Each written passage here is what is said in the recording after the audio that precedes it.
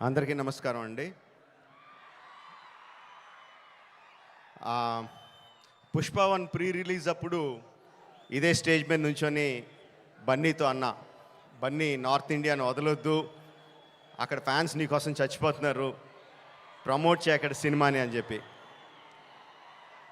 3 years అయిందా, ఇప్పుడు 2 years అయిందా, ఎన్ని సంవత్సరాలు అయిపోయిందా? 3 years సుక్కు.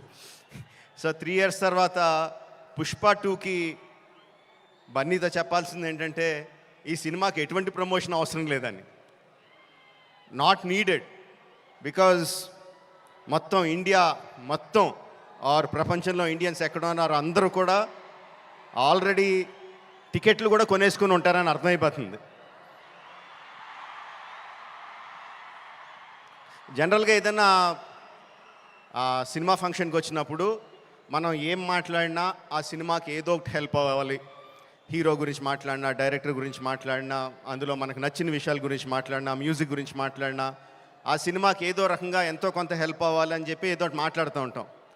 అండ్ ఈ సినిమాకి అవసరం లేదు, ఏం మాట్లాడక్కర్లేదు ఈ సినిమా గురించి.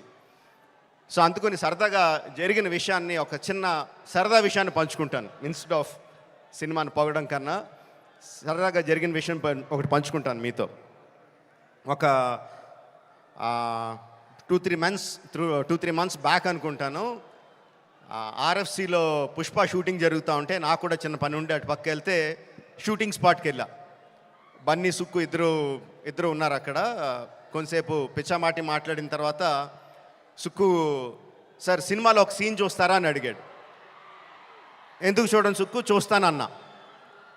సో ఎడిటర్ని పిలిచి సుక్కు ఏదో ఆ సీన్ ఈ సీన్ కొంచెం కరెక్షన్ చేసి ఏదో చూపించు అని చెప్పాడు. ఆ ఎడిటర్ ఏదో దాన్ని కొంచెం కరెక్షన్స్ చేస్తున్నాడు. ఈ లోపల బన్నీ, సుక్కు ఇద్దరు నాతో డిస్కషన్ అండి. బన్నీ, సుక్కు అంటాడు, ఎవరన్నా సీన్ చూసి సినిమా చూస్తావా అంటే నేను చూడండి అంటాను, ఆ తర్వాత వాళ్ళతో ఏం చెప్పాలో నాకు తెలియదు అంటాడు. బన్నీ అంటాడు, అవును కూడా, నేను కూడా అస్సలు చూడను, ఎవరన్నా చూపిస్తే వాళ్ళతో ఎలా మాట్లాడాలో తెలీదు, ఫేస్లో నా మొహంలో ఎక్స్ప్రెషన్ తెలిసిపోద్దా అంటాడు.